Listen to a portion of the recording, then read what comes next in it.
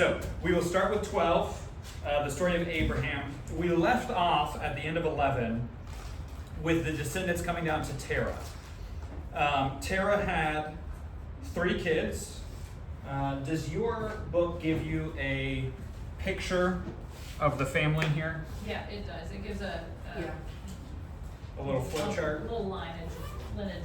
Yeah. Which is confusing. If you look, so it's on 93 in my book. I don't know where it is in yours. The Bible tells us Terah comes in the scene. He's got Abraham, Nahor, and Haran, right?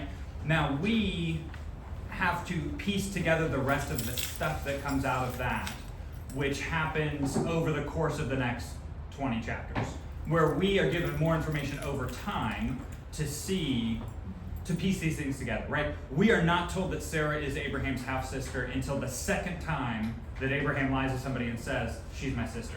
And then he says, oh, I wasn't really lying. She was my sister from another mother, right? So then that tells us, oh, Terah had other kids that we weren't told about before. One of them was Sarah. I find this to be a helpful image, the one that the book gives us. It seems like we are supposed to take this and realize that even, how to put it, that the whole family is coming out of Terah, and you've got people that are very close to Israel that are going to be like the main bad guys for a long time. In the same way that out of Noah came the lineage, the promised people, and also the main antagonists, the Canaanites, right? So here we have the same sort of thing where Abraham has his kids that we are going to talk about and get into.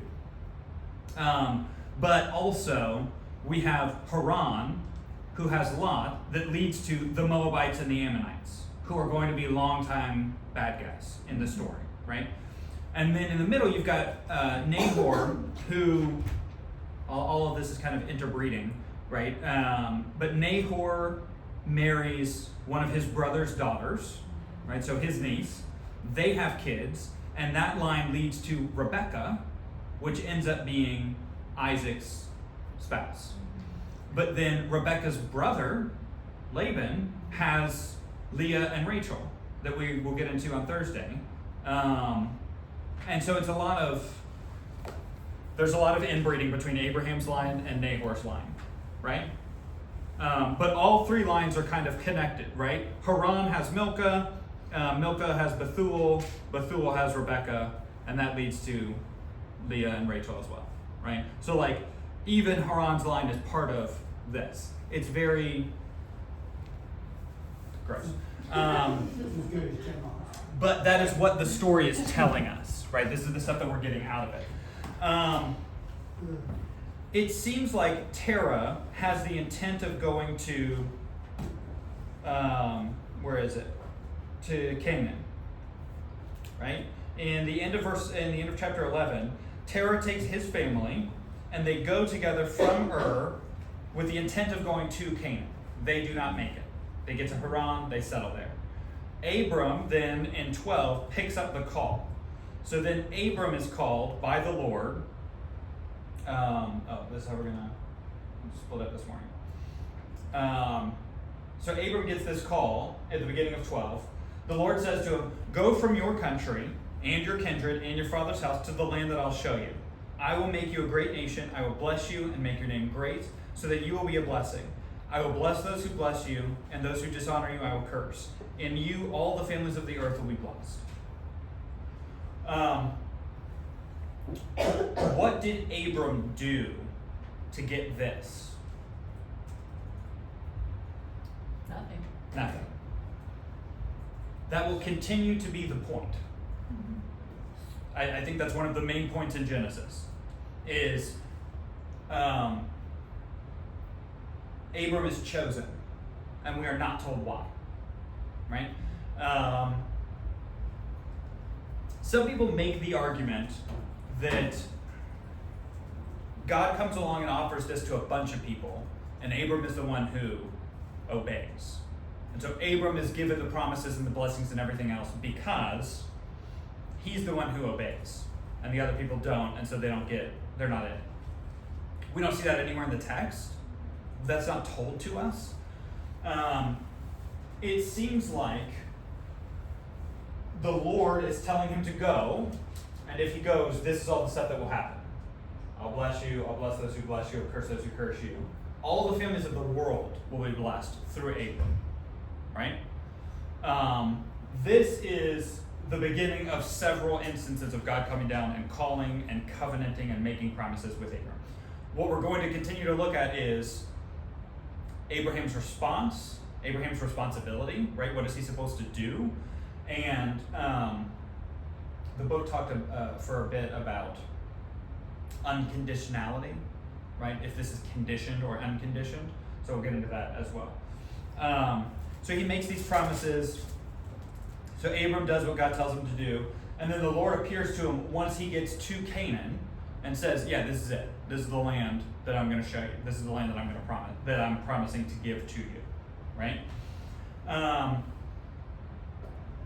Now, we have these little, side stories of these things that keep happening where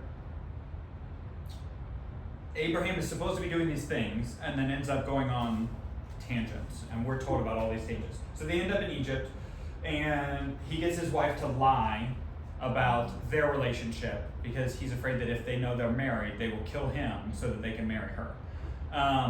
The book brings this up, and I bring this up. This is strange, right? Because at this point, how old is Sarah? Like 70. She's like 75, right? And later with Abimelech, she's like 80 something. And so we're constantly told in the story, Sarah is so old she can't have kids anymore, right? I mean, that's kind of the description. It's not just that she's barren. We see this with Rebecca, with just like youthful barrenness, right? This is not the case. She can't have kids because she's old. That is explicitly what it tells us over and over. Abraham is too old, Sarah is too old. They're old, they're old, they're old. But also, she's somehow super hot, and they're willing to kill people to get to her, right? Two different like kings of nations are willing to murder people to have her. Like, that does not square, even if we're going to take the position of, oh, well, they live a lot longer, so she didn't look as old as we think of 80-year-olds, right? Even if you make that argument, the book is telling us that she's defined by being super old, right? And so this is it's very strange. It's very jarring. The Bible does not tell us the reason behind any of this, why this is the case or what's going on or anything. But it continues to tell us this. This is where Abram starts to get his money. Because they think that their brother and sister, they're trying to, the Pharaoh is trying to buy her, right? So he's trying to offer stuff.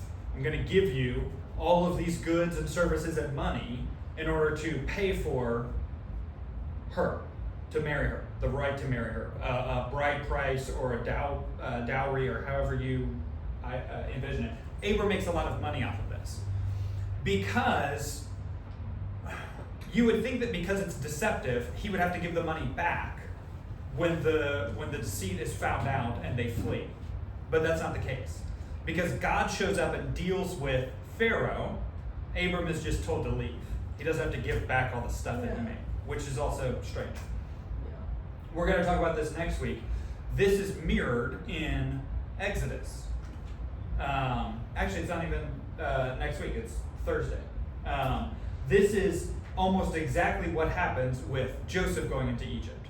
It's a case of mistaken identity. It's a case of, we'll see in Exodus, the mistaken identity, the reason that they're in there, all of that leads to God intervening and them absconding with a ton of wealth from Egypt, right?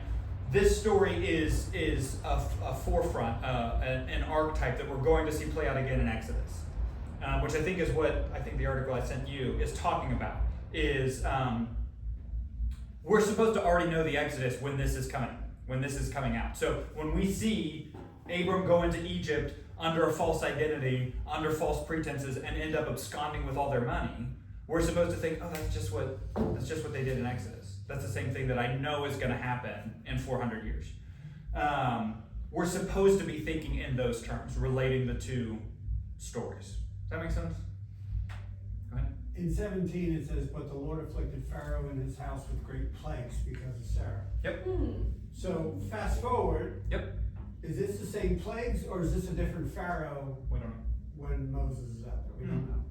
It's a different Pharaoh for sure, because it's like 500 years later. 500 years later. But we don't know what the plagues are. It doesn't tell us. Right.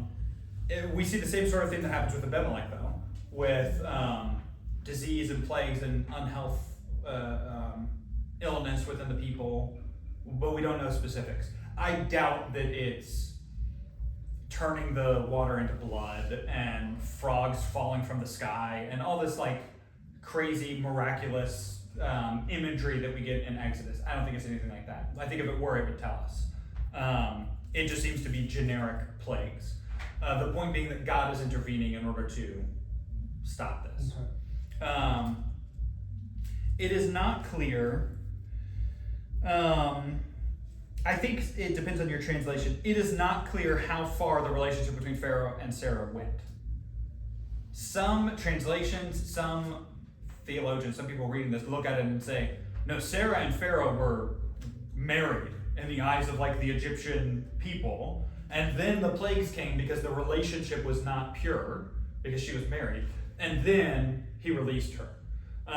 Some people look at it kind of like with Abimelech and say, no, God prevented Sarah from entering into the relationship in the first place, right? With Abimelech, it implies the same sort of thing, but then God says, no, I came in and intervened in this moment to prevent you from doing the wrong thing, right? So, I mean, in the coarseness of it, it really is God coming in and saying, no, I prevented you from having sex with her, because having sex with her was going to be the problem.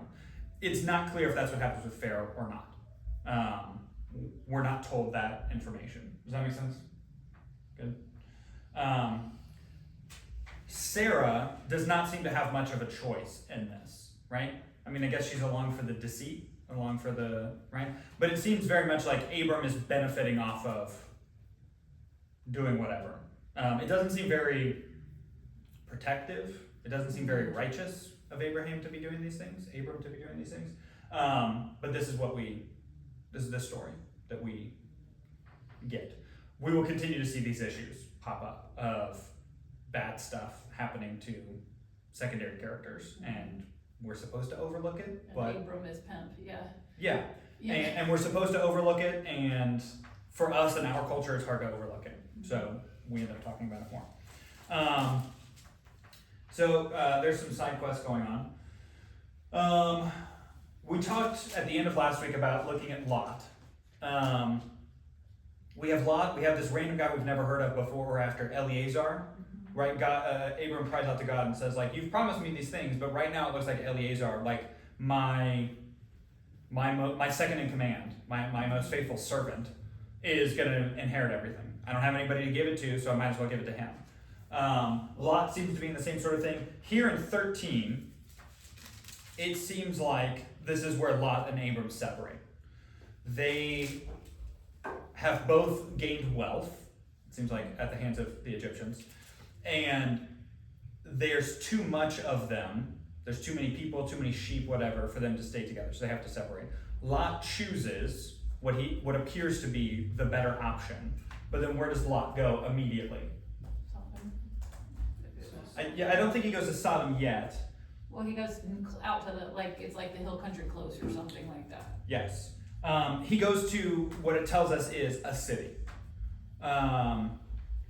So in 13:12, Abram settled in the land of Canaan. Lot settled among the cities of the valley. So he picks this valley, but he goes to the cities to live there. And again, this is what we see from Cain. Cain kills his brother and goes and lives in the cities. We see this over and over, where the cities are the source of, or the location centered around sin. So it's very clear here, because we know those sorts of things, Lot chose poorly because he goes and lives in the cities, right? It's not that, it's not necessarily that the cities are bad, it's that in the narrative, we're supposed to know, oh, because he went to the city, it's not going to go well for him. So then what happens in 14? Almost immediately, there's this rebellion, and Lot is swept up in it. So it seems like Chedorlaomer is like a local king who receives tribute from other kings, and some of the kings under his vassalship rebel against him. They don't want to pay the money anymore. And so they rebel against him, and he is mad about it and gets his friends, and they come and beat up these guys. It doesn't say that Lot participates in the rebellion at all, but he's carried away because of it. Okay? And because of this, and because of Abram's commitment to Lot, because it's his family, because it's the closest thing he has to his son, he goes and gets his people to rescue Lot. It tells us the number. Abram gets, 318 guys? 318, yeah. Which does not seem like a lot to go and chase down 5 different kings and their armies. It could be a lot. I've got a little footnote in my study Bible that says the number 318 is a sign of his great wealth. Like that, but that doesn't seem like a lot of people to me, enough to fight these 5 guys. Apparently it is. Well, and they're on the way home, so you don't know if they sent groups with the plunder. It seems like they sent raiders to go and raid the villages, and Abram goes and cuts off the raiders. So it could be that he's not fighting the full forces. He's just raiding the raiders. We don't really know. In 1413, one of them escapes from the people who are holding Lot and told Abram the Hebrew. Is this the first time we get the word Hebrew? Yes. Yeah. I think it is. And I think it just means nomad. I think it just means someone who's not settled in a city, someone who's still moving around, Yeah. that's not settled. Yeah. There's some term that's parallel to that doesn't even, it's not specific to the Israelites, but I don't remember the term. It Right. more means. Look at 14. This is where it gives us the number 318. And he went in pursuit of them, of the raiders, as far as Dan. You guys see that? But Dan is part of Israel. Go ahead. So, So Dan doesn't exist yet, yeah. right? So this could very easily be a clue to us that this is written after the events, which we kind of already know, right? This is not written down during the events.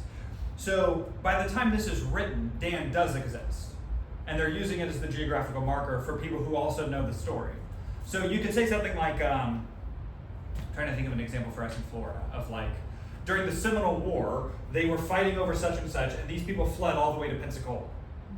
You all know exactly what I'm talking about, geographically, even though Pensacola might not have existed at the time, and that's not really where they went to, right? I think that's what's happening.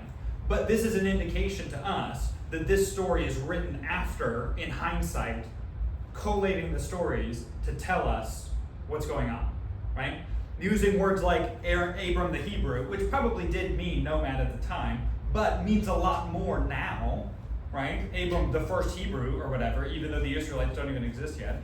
Dan is also a clue that Dan exists at the time of writing, and we assume that the audience knows the geography, knows what it is that we're talking about. Does that make sense? Good. Now we get this very strange, enigmatic story with Melchizedek. You guys have heard about this, right? Melchizedek shows up in the book of Hebrews, right? Melchizedek shows up in, I think, a psalm, maybe? We don't know anything about what's going on here. There's just been rampant speculation for centuries. We have no idea. What happens is Abram comes back after defeating all of these guys, and he has now stopped the raid, so he's got a bunch of plunder. Melchizedek is the king of what? One of the cities, King's like, Valley. In 1418, how does it describe Melchizedek? King of Salem, priest of God most time. Uh-huh. What does this mean? Jerusalem. This is Jerusalem, right? It's just that it's Salem at this point, and it's renamed Jerusalem when the Jews take over, right? But what we're told is there is a priest king in Jerusalem who's bringing what? bread and wine. So the sacraments. Right. So people look at this and think, oh, this is Jesus. Right? And people get very excited about him. I'm not convinced that that's what it's trying to tell us. I'm not convinced that this is like a theophany, that this is God appearing. What does Abram do in response, though? Abram gives him 1/10 of everything, of all the spoils, which people read that as what? The tithing. A tithe. Yeah.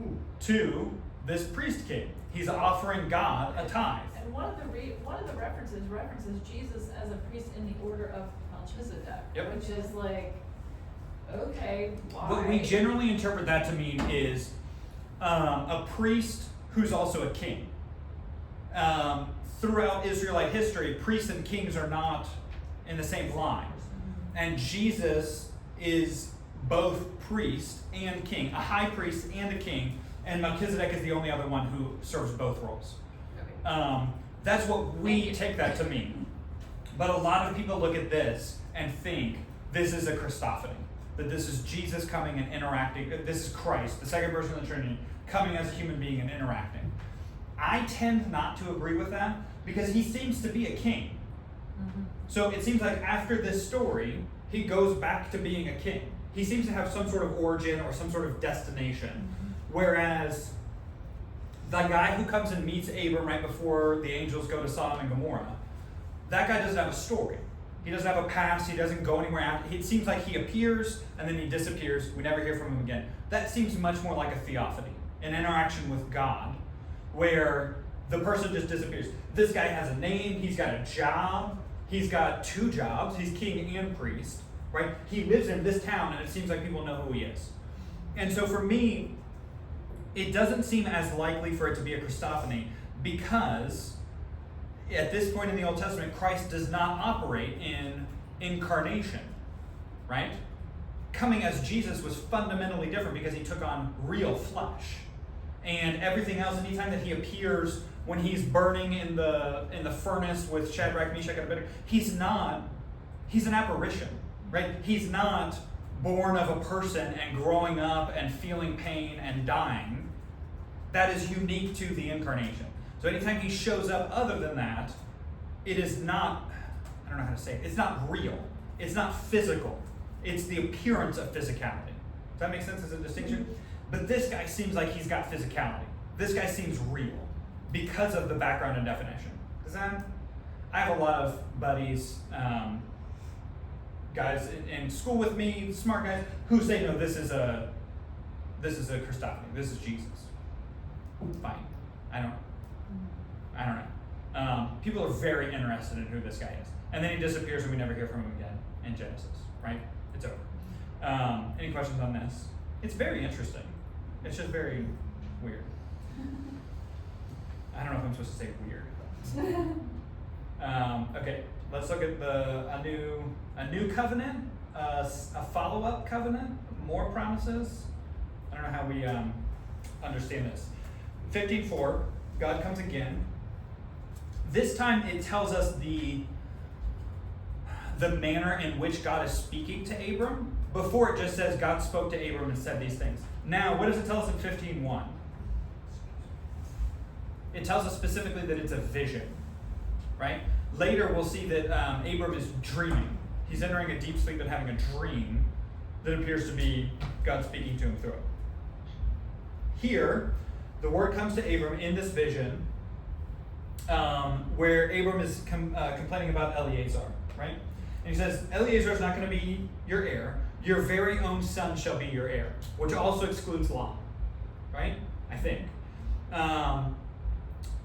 God brought Abram outside and said, look to the heaven, the number of the stars, if you're able to count them. Then he said, this is how many offspring you're going to have. This is the number of the stars. And then what does Abram do to respond? He says, okay. He believes God. And this is counted to him as righteousness. Paul picks up on this. This is where Paul hones in. Because this is before the law is given. This is before circumcision is given. Right? So Abram is credited righteous apart from circumcision. And Paul picks up on this to say, circumcision doesn't get you in. And Abram, the father of faith, is the father of the circumcised and uncircumcised. Right?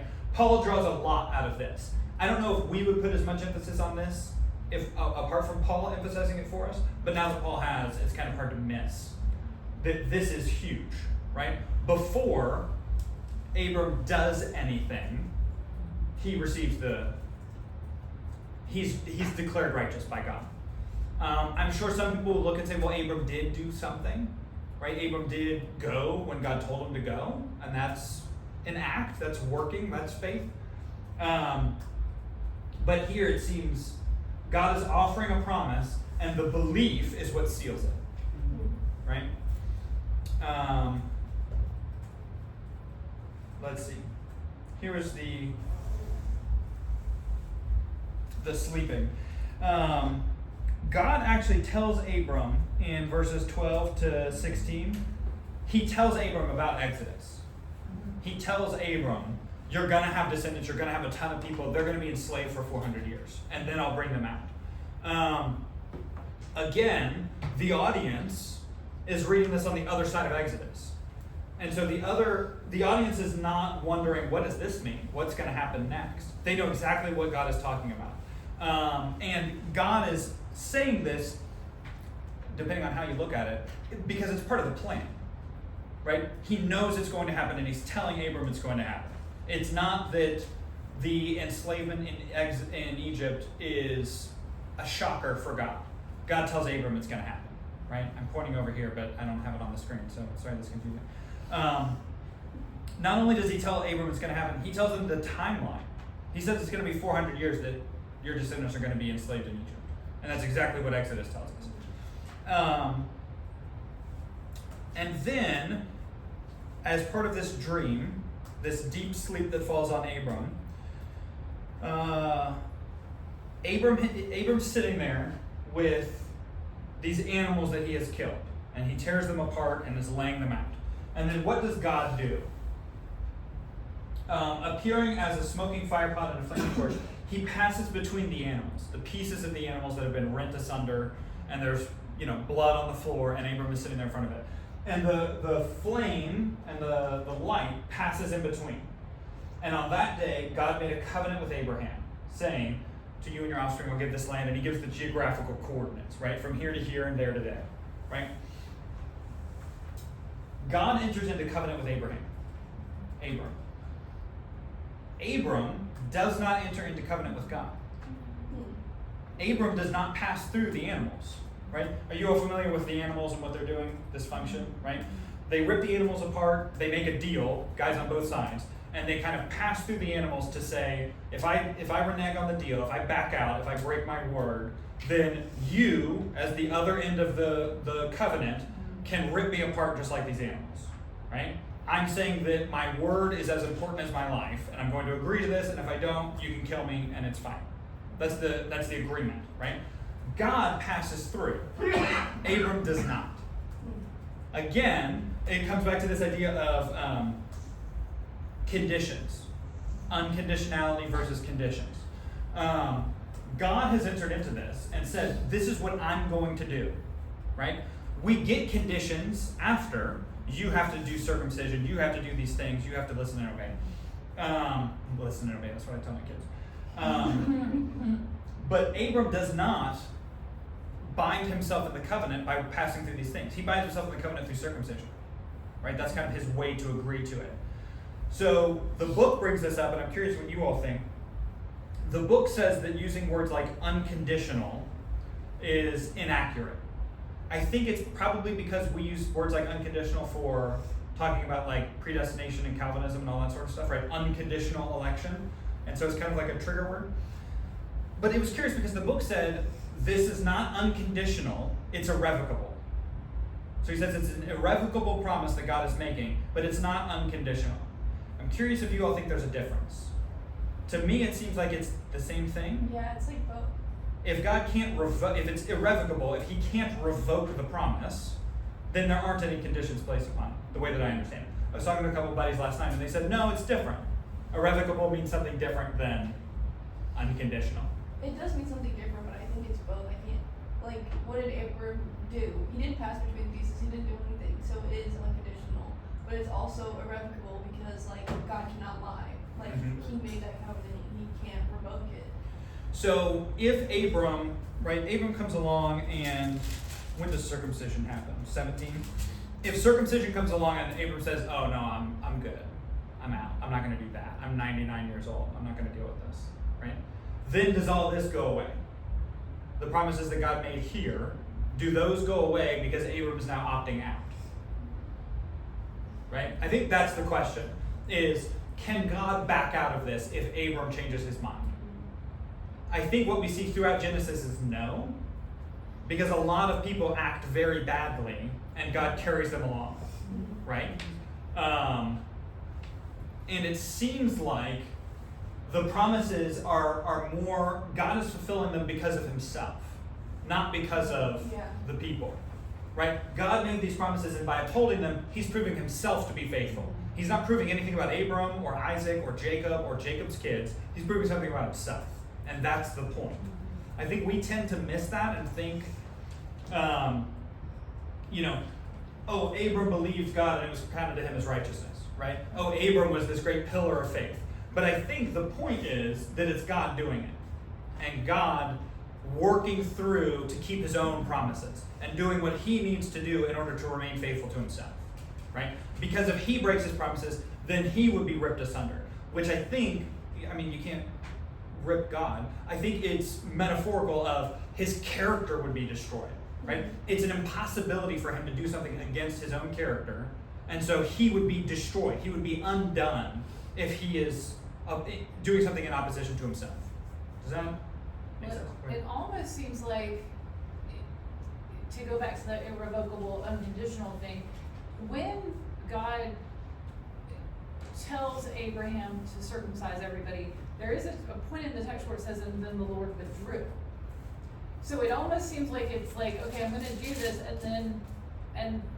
God obviously doesn't go away, but he removes his influence.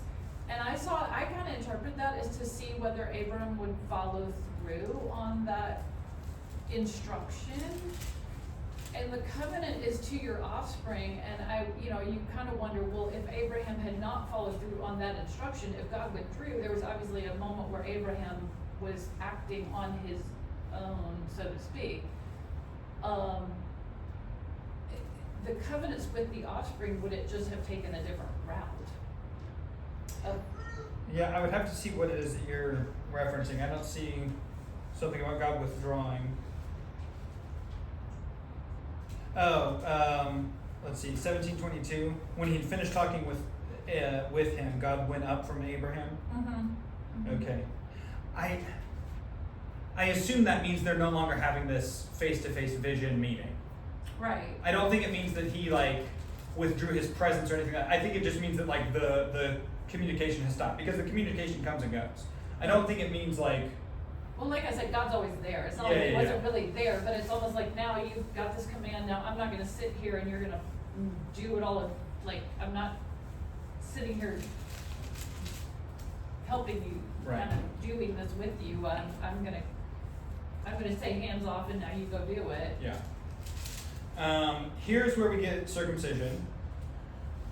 You'll be a father of a multitude. No longer will you be Abram. Your name will be Abraham. For I made you a father of a number of nations. We will see this play out, where Abraham is not just the father of the Israelites, he's the father of a bunch of nations. You'll be fruitful. I'll make you into nations. Kings will come from you. I'll establish my covenant between me and your offspring after you throughout their generations for an everlasting covenant, to be God to you and to be and to your offspring after you. An everlasting covenant, irrevocable, right? No matter what kind of terrible kids you have, it's my promise, and I'm going to see it through, right? Abraham tries to say, well, this sounds great. I've already got Ishmael. Bless him. May the blessings pass through him. And God says no. He says, I'll deal with Ishmael. I'll take care of him. He'll be great. But Isaac is going to be the one through whom these blessings come. Okay? And then we actually get circumcision. Any male who is not circumcised in the flesh of his foreskin shall be cut off from his people. He's broken the covenant. So this is how you get out of the covenant. God is in, and this is how people can opt out. is by not participating, right? There's like a joke in here in Hebrew, right? Does anybody see it? Mm-hmm. Right? The uncircumcised male who's not circumcised, if he doesn't cut himself, he will be cut off, right? It's like a joke. Well, isn't But that it's also supposed to be the vision that you get. In the same way that you're supposed to do this thing, if you don't, God will cut you off himself. He will do the work. He will do the cutting, right? Let's take a minute. So we've talked about these guys for a second. We have Lot. God does stuff for Lot. We see this in Sodom and Gomorrah. We see this even before with Abram rescuing Lot. But Lot is not chosen. He benefits from being related to Abraham, right? Ishmael is protected. He appears loved, right? Hagar has two different instances where God comes out and speaks to her, right? Which seems like she's got a better relationship with God than Sarah does, right? There's this great story in 16. She runs off.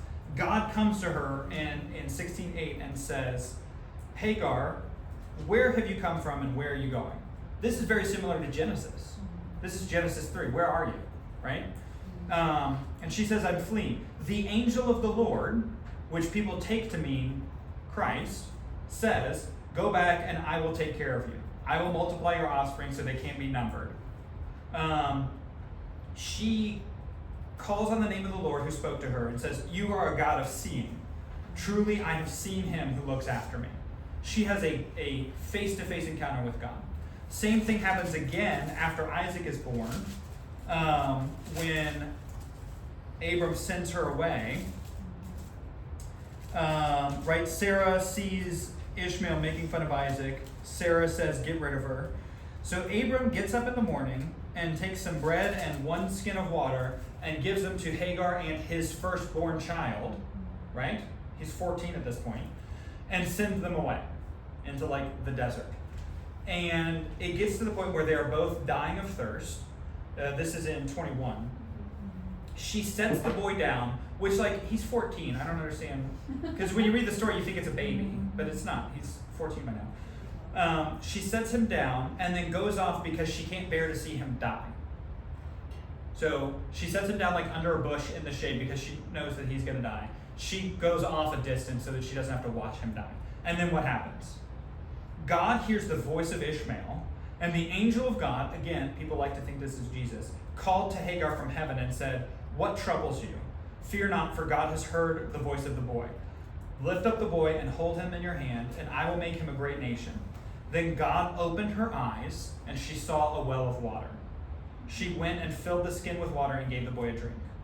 So God was with the boy when he grew up. He lived in the wilderness, became an expert, blah, blah, blah. So you have this story where, again, we think this is Christ appearing as a person and revealing, opening Hagar's eyes so that she sees a well of living water. Right? This is beautiful. This is very poetic. If you're reading this from the lens of Jesus, this is representative of what Jesus does throughout, right? And this happens to Hagar and not Sarah, right? We have our own issues with Sarah and Hagar and Abram and that whole relationship, right? It does not seem like Hagar consented to anything. I mean, like, to use our terminology, Abram raped her, right? Like, that's there's not really a way around that. But God comes and makes himself appear to her, right? In a unique way that he is not interacting with Sarah, right? I don't know. Reading through this and looking through this, the Bible I've had for a while, those are the lines that I have underlined. Right? Those are the lines that are important to me. When she says, you are a God of seeing, right? He lifted her eyes and sees living water, right? Those are the things that stick out to me. In a way that, like, I don't have stuff underlining the way that God speaks to Sarah, right? Well, Abraham pimps Sarah out, and Sarah pimps out Hagar. You know, I mean, it's like, all right, we'll make this happen. And we see this a lot, yeah. right? But where does, like, so do Hagar and Ishmael go back to Abraham after this story? Because Ishmael and Isaac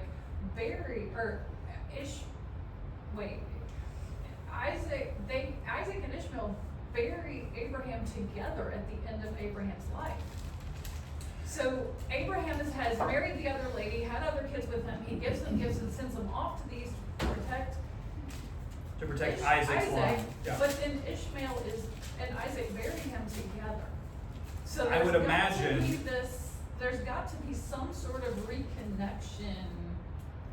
I would imagine, yeah, so this is 25:9. Isaac and Ishmael, his sons, buried him in the cave of Machpelah in the field of Ephron, which I think is the cave that he purchases from Sarah. Right. This cave that he purchases is the only land that Abraham actually legally owns in Canaan, right? And it's the land that he and his wife are buried in. I would imagine it's because Isaac and Ishmael actually knew Abraham, and the other kids, right? Sarah dies, Abraham remarries. Right. There's this whole thing of like, I'm 100 years old, how could I have kids? But then at 137, he gets remarried and has a bunch of kids, right? So it doesn't really make sense. If it's going to happen, take advantage of it. Yeah. I don't know. It doesn't make sense in the narrative, though, of he's so old he can't have kids. He's so old he can't have kids. When he's 50 years older, now he's having a bunch of kids. So it seems like maybe the issue, like the medical issue, is Sarah. Sarah is barren. And that's why Abraham could impregnate Hagar and these other women, and God moved to perform the miracle in Sarah's womb, so she wasn't barren anymore. That seems to be the core message. Go ahead. Is that not a part of God promising that he'll have many nations? Yes. Yeah. That he would have multiple other kids. I think most of us trace that through not these other kids, but through specifically Ishmael and Isaac, because Isaac has other nations through him, right? Esau has his own stuff, the Edomites come out of him. And then Ishmael has his own 12 kids. Ishmael has 12 kids and they go and run and become their own stuff. I don't know if we talked about this in a previous class. There's a tradition in Christianity and Judaism and Islam that Ishmael is the father of the Arabs. You guys know what I'm talking about? Mm-hmm. We hear this a lot. We hear this a lot today. It has no basis in history. Right? It seems like there's already Arabs running around, like pretty early in Genesis. I'm pretty sure some of your Bibles, when Joseph is sold into slavery, some of your Bibles will say that he's sold to Ishmaelites. Some of your Bibles will say he's sold to Arabs, right? We get this, and it's kind of like a Jewish story from the 2nd century BC, or 2nd century AD, I'm not sure. And then the Muslims pick up on it in the 7th and 8th century to identify their own claim on the land. So they pick up on this story that is not in the text. It's like a Jewish thing going around to explain these other people. And they will say, oh, we're descendants of Ishmael, and the real promise to Abraham was passed through Ishmael to us, not through Isaac to the Jews. And so then the Muslims in that time use that as a pretext to conquer, right? Christians have now picked up on that, like, Muslim propaganda, right? So it doesn't really have a basis in history. It doesn't really have a basis in the text, but we tend to believe it the same way that Muslims tend to believe it. So you'll hear sermons of like, well, this explains war in the Middle East between Jews and Muslims, is because Isaac and Ishmael and God's promises to Ishmael that he'll be a wild person and at war and whatever else. That explains the Muslims. It's not true, right? That's not like based in history. We have no evidence either way, right? So I take all of that sort of stuff with a grain of salt. Of like, I don't think that's what's going on in the text. I don't think that's what's going on historically. It doesn't seem like that's the case. People like to interpret current events through this sort of stuff, and it doesn't always work. Is that good? What time is it right now? Cool. We're gonna get through all this. You all are familiar with the story. Sodom and Gomorrah. Lot escapes. His wife does not. His daughters are in this cave. They're worried they're not gonna find mates. They both rape their father. They take turns. And then they have these two, which are huge bad guys against the Israelites for generations. right? So again, in the same way that you have like the drunkenness and the sexual exploitation of Noah, which leads to the Canaanites, you have the same issue here. Drunkenness and sexual exploitation, which leads to more bad guys for the Israelites, more issues. They will always be at odds with them. Keep going. We already talked about this. More deception with Abimelech. God is protecting not just Sarah, right? He's protecting Isaac. He's protecting the promise.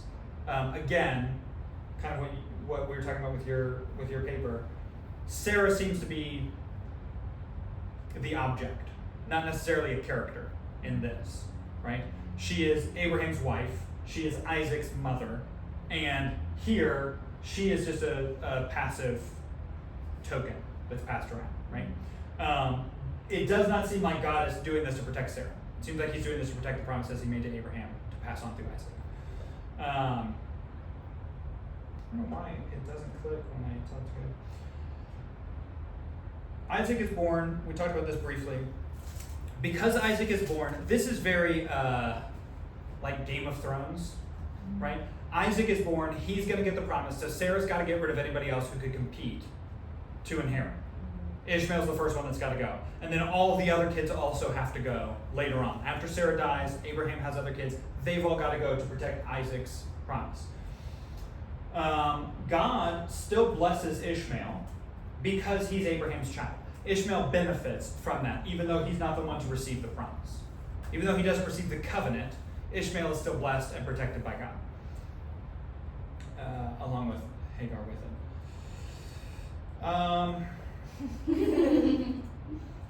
Yeah. We're all familiar with the story. You're familiar with where this happens. This is Mount Moriah, which is like right outside of Jerusalem, modern day Jerusalem. So people point to this pretty regularly to say this is a precursor for Jesus, right? It's kind of in the same location that Jesus sacrificed. It's kind of the same idea. And the idea is like God himself will provide a lamb, and Abraham looks up, and there's what?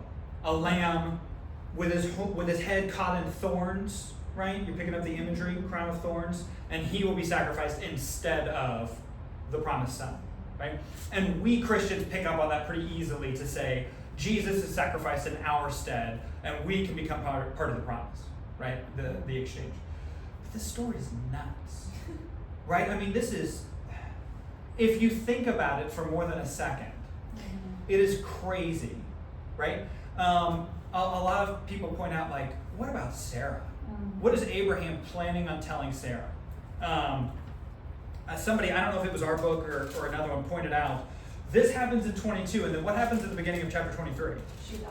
Sarah dies, right? And so some people say, I think early Jewish scholars, I don't know if it's in the Mishnah or what, they say Abraham did tell Sarah before he left and said, God told me I need to kill our son.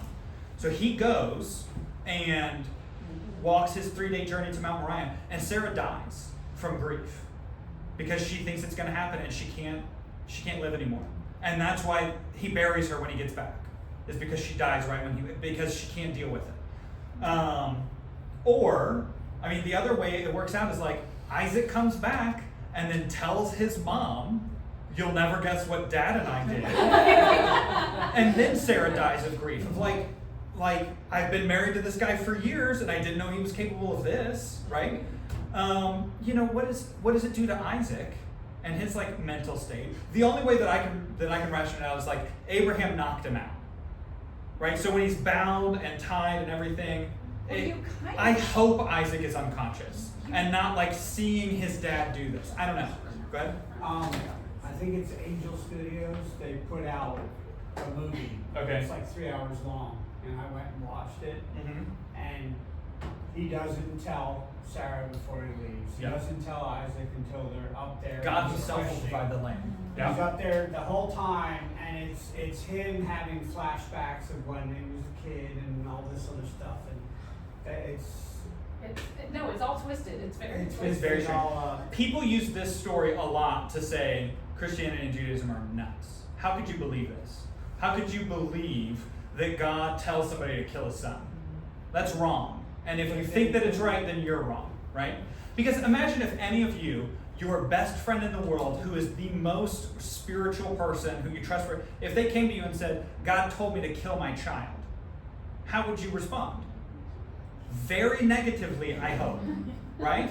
Very much like, We're gonna get you some help. well, oh, let me see the child, you stay over there, I'm going to leave now, right? The text does not address any of those issues. It focuses on Abraham being so faithful. I don't know if it hopes that we overlook the craziness of it. I imagine this is just as crazy for the original audience as it is for us. I don't know that any original audience is supposed to think, wow, Abraham is really great for doing this, right? Or God is really great for asking him to do this. I don't know what our response is supposed to be. Hence the... But you almost feel like Isaac would have a free pass for the rest of his life from the PTSD of that. Right. You Yeah. know? Isaac, clean your room. Hey, Yeah. Dad, remember that time you tried to kill Exactly. me? Why don't you clean my room? Right? Again, I hope that he was unconscious for it, and then like woke up, and he's sitting over here, and Abraham is sacrificing the ram that he found, and like Isaac doesn't have to deal with the trauma of his dad tying him down. But we're not told that either. Again, this is what we're going to talk about on Thursday, but Isaac is very much a passive participant. He is not the main focus, and he will not be. He's not the main focus in him being sacrificed, in his own birth, in him getting a wife. He is just along for the ride for all of it. Jacob is the next important person. So on Thursday, we will pick up with Jacob. I think we still have some other like loose ends to catch up on. Oops, skipped it. The death of Sarah, a wife for Isaac, and the death of Abraham. We'll touch on these for a minute, but we'll pick up with Jacob mostly on Thursday. All right, I'll see you all then.